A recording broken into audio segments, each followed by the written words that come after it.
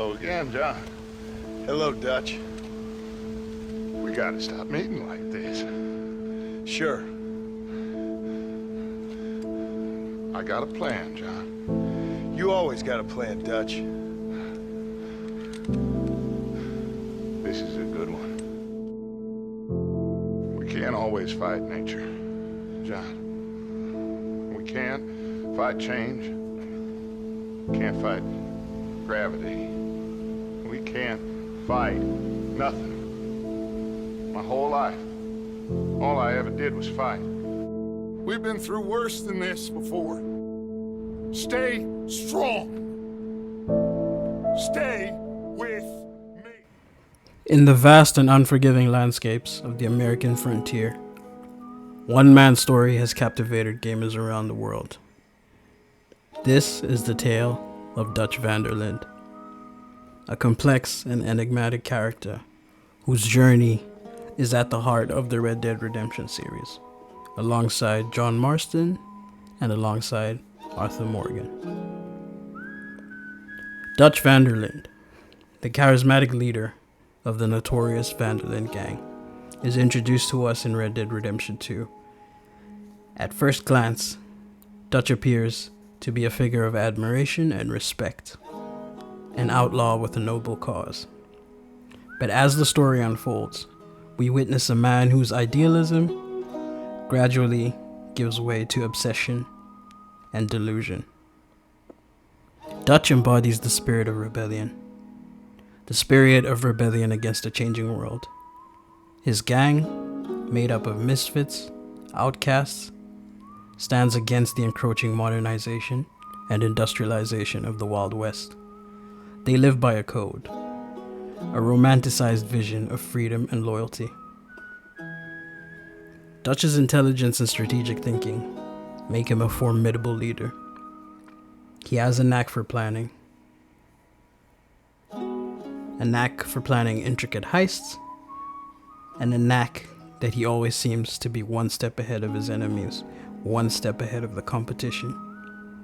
But as the pressures mount and the walls close in, Dutch's true character begins to emerge. And as Dutch's desperation grows, so does his willingness to resort to violence. The line between right and wrong begins to blur, and the ends start to justify the means. Dutch's once clear moral compass becomes clouded, and his actions start to alienate those closest to him. Now, Arthur Morgan, Dutch's right-hand man, serves as the audience's window into Dutch's unraveling. We witness Arthur's deep loyalty to Dutch in the beginning, his deep loyalty to the gang, and even as he begins to question their increasingly destructive path, it is still through Arthur's eyes that we see the tragic downfall of Dutch Van Der Linde. Dutch's relationship with other gang members such as John Marston and Sadie Adler also begins to crumble under the weight of his deteriorating mental state. The gang's unity fractures, and trust becomes a rare commodity within a gang that was once truly united. Dutch's charisma alone is no longer enough to hold them together. I think Dutch's most crucial test comes in the form of Micah Bell, a relatively new gang member, but a very ruthless one in nature, and manipulative as well. Micah has tendencies that push Dutch further down a dangerous path. Micah basically becomes the catalyst for Dutch's transformation, from a misguided idealist into a man consumed by his own paranoia. As Dutch's empire crumbles and the law closes in, he faces a final confrontation with Arthur. The once unbreakable bond between leader and lieutenant is now completely shattered, and Dutch's true colors are revealed. In a moment of clarity, Arthur realizes that Dutch is no longer the man he once believed him to be. In the end, Dutch walks away, leaving behind the chaos and destruction he helped create. His story serves as a cautionary tale, a reminder of the dangers unchecked and the dangers of extreme idealism and the corrosive nature of power. The story of Dutch Van Der Linde is one of tragedy and complexity.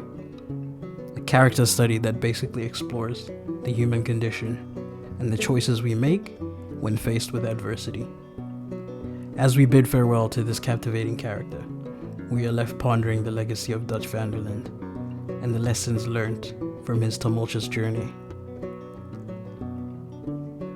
I hope you guys enjoyed this little video. Let me know, where does Dutch rank as one of your favorite characters in Red Dead Redemption? If he even ranks. I think I recently did a video about this where I placed Dutch just behind John and Arthur in terms of my favorite characters. I would probably put him number 1, honestly, but if he was ever to become a protagonist, I feel like Dutch would become the number 1 protagonist.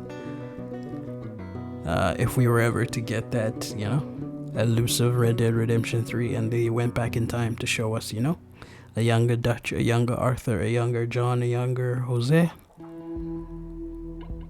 But again, I hope you guys enjoyed this little video.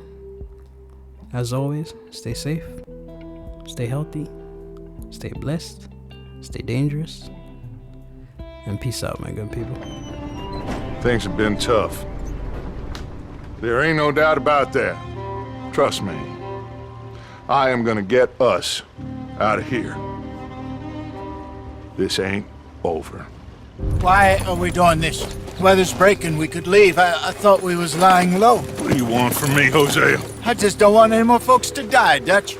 We have all made mistakes over the years, Hosea. Whenever I got you two by my side, things are gonna be just fine.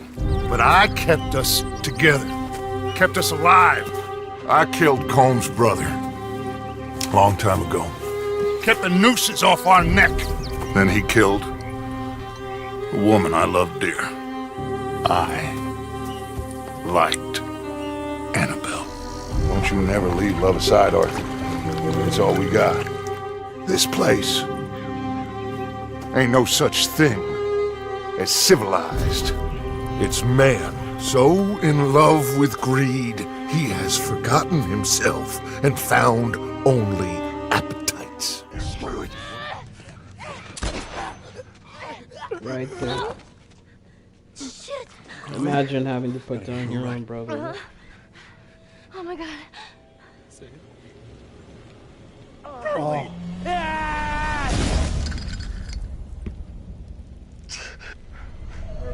Right, last time.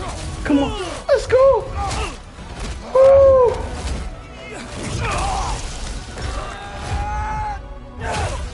Let's go. It's those father-son moments again. Oh, but now Freya's here as well. That if you just build great games, everything would turn around. And then the great games point is the one that I wanted to argue against heavily, because what is the point of your console if it's not for games? Like, what is the point of having a console if you're just gonna do Game Pass and cloud gaming? Like